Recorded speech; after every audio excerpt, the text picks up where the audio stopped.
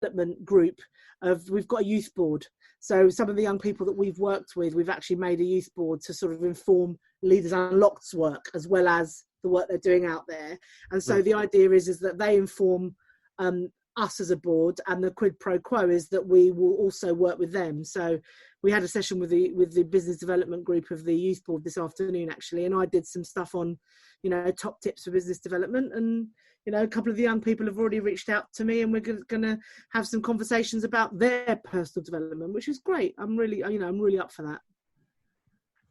Sounds fantastic. And to be honest, and the other thing that's important about that is Rose is the chief executive, and she works really hard to make sure that she works with young people who aren't the sort of young people that apply for youth parliaments and stuff. So young people that don't necessarily get involved with these things.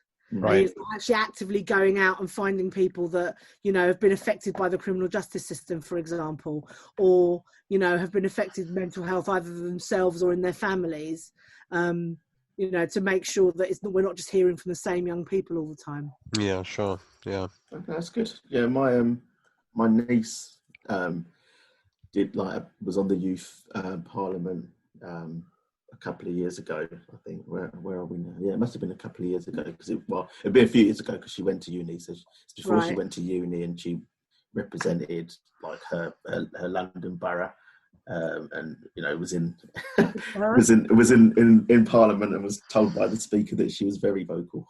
But yeah, no, it's all interesting stuff. So before we move on. Yes. Is there anything else on your bio that you want to give a quick little showcase to that you're involved in? Anything you want to highlight out of that? Well, one of the most recent things that I've done, and that I'm really proud of, because I wouldn't have, when we first started the Proud Lily Whites, one of the very first things that we did was we went to the Kick It Out 20-year anniversary dinner. And, I'm a football fan first and foremost, and my mind was blown that I was in this, we were invited by Spurs because, and I was on a table with Garth Crooks and Gary Mabbott, right? Oh, wow. And if I've just told you my age, so that was it was mind-blowing for me to be on that table with them. It was amazing. But I really admire the work that Kick It Out does, and I think it's really, really important.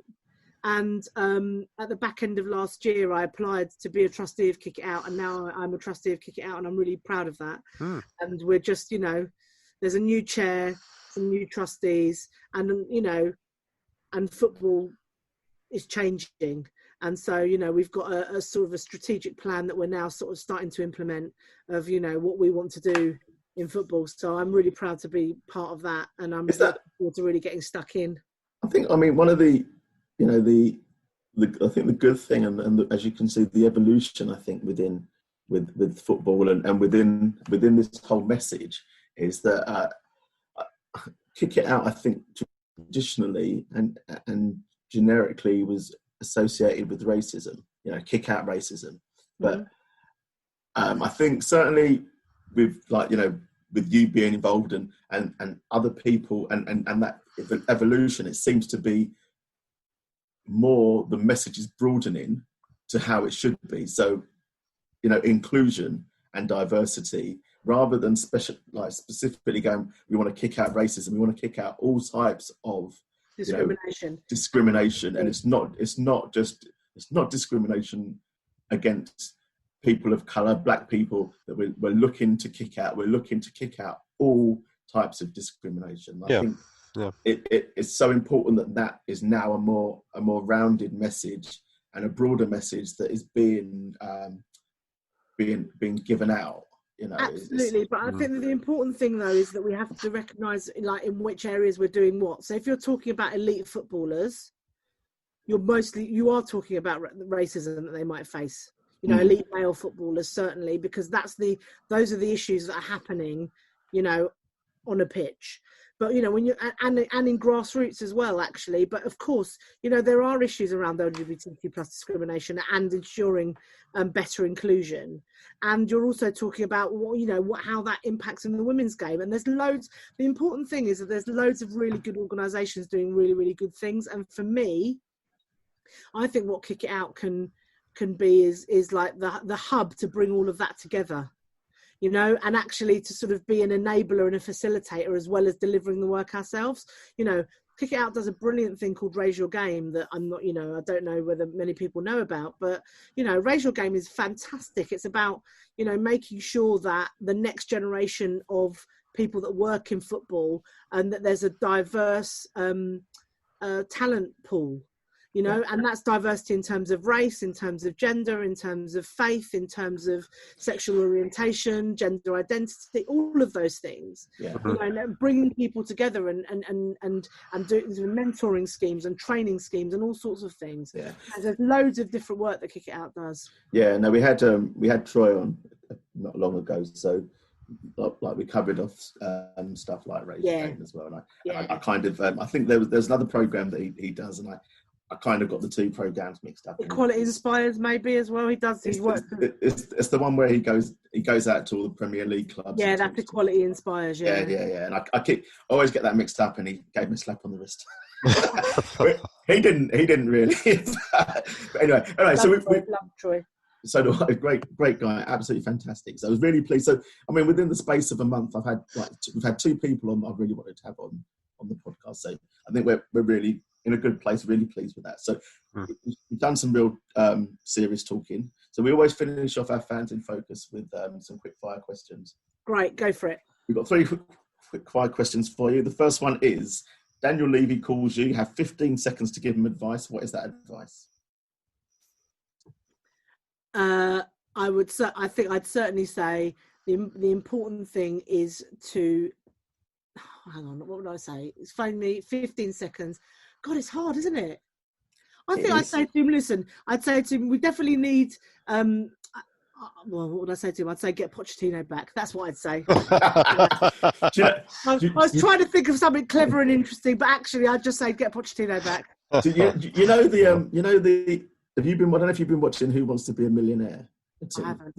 So the most recent series has just been on. I don't know if it's on this week. It was on last week. I kind of catch up with it. And when they do the phone a friend bit, they ask the question, and every time, like for the last few in that like last week, the friend would go, I don't really know, but if I had a chance to say, and they get cut off, right? And that would have been you. You would have got cut off before you got to the top. You would have. Quite. So he would never have heard that bit. That's all right. But anyway, so that was the first one. What did I say? Find a creative midfielder. Make sure you pay a good custodian. So many options. So many things. Loads of things. Yeah. I couldn't. Option paralysis. Okay, so your next question is: if you could choose a current or ex-player to have a pint with, who would it be and why? Oh, that's a good one. I would like to have a drink with Eric Dier. Okay. You have to get a quick why? Well, the why is because I think from a footballing perspective, I think he's a really interesting example of a modern footballer. You know, I read somewhere once that he was in the public gallery in Parliament listening to a debate about the restoration of Parliament.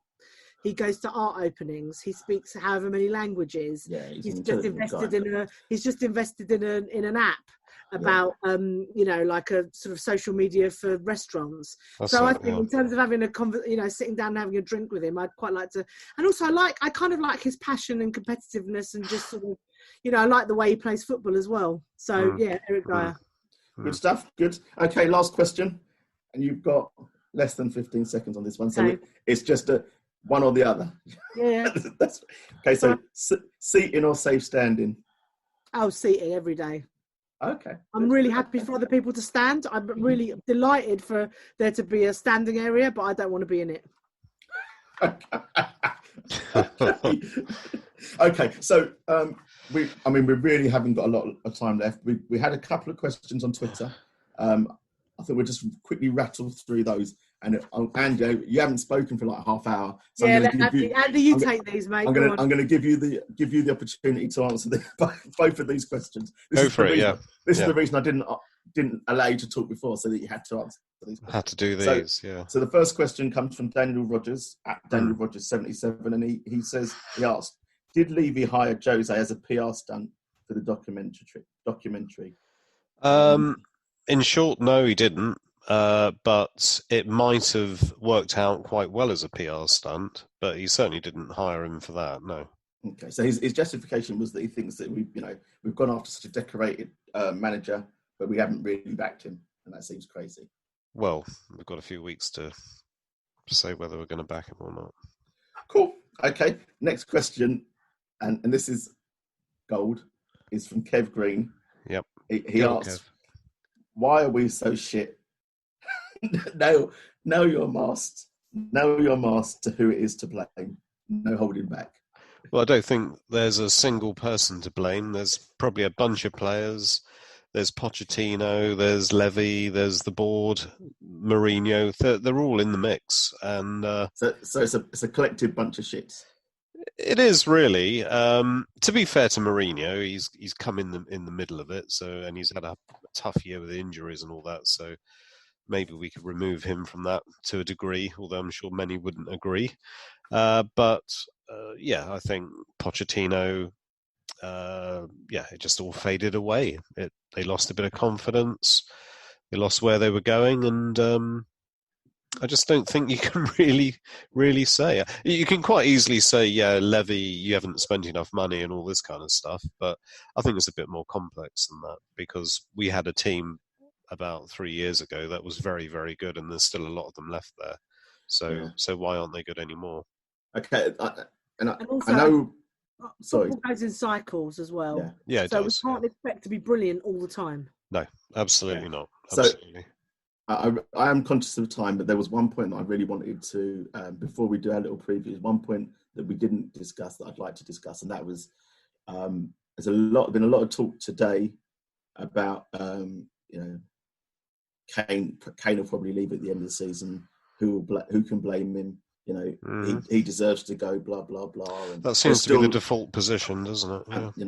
And there's even there's still time in this window for him to go if he wanted to go, and who would blame him and all that sort of bollocks. So, I mean, I love Kane, right, and Son. I love them as players and stuff like that. But I don't understand why the players that are on the pitch are exempt from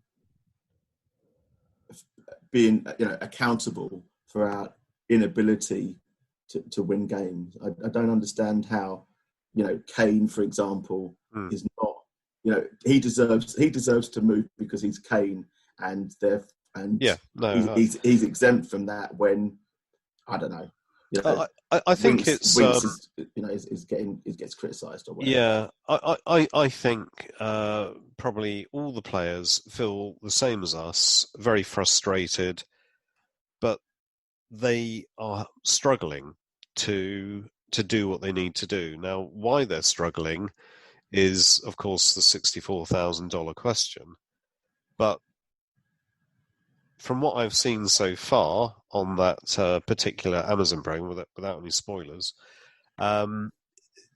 is that there is a real kind of attitude problem going around. And Jose, we're going to mute you if you keep mentioning the last three programs. No, I'm not mentioning the last three ones. I'm just talking generally about it. It's interesting though, because I'm not sure I buy that, because on the one you can't say they've got an attitude problem on the one hand, and on the other hand they're too nice. Well, I think the attitude. When I say attitude, I just think there's a problem in taking responsibility. It's mentality. Yeah, because when in one of the earlier All or Nothings, Kane piped up in one of the meetings and said, we're just not playing very well. I don't know what it is. They hide. He said, we hide. We hide. Yeah, we hide. Blah blah blah, and it just ended. There was no kind of chat. There was no conversation. People were saying, well, come on then, let's talk about this. It just ended, and they all walked out the room. And I thought, well, that's not good enough. You need to really put the cat amongst the pigeons and let's have it out, because... Was that editing though?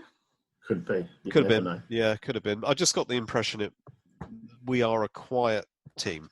We're just a bunch of quiet guys. Okay. And I don't think it helps. Okay, so... we've been on it for ages. absolutely ages. Yeah. And we've still got to manage to get this out in the next 5 minutes. We need to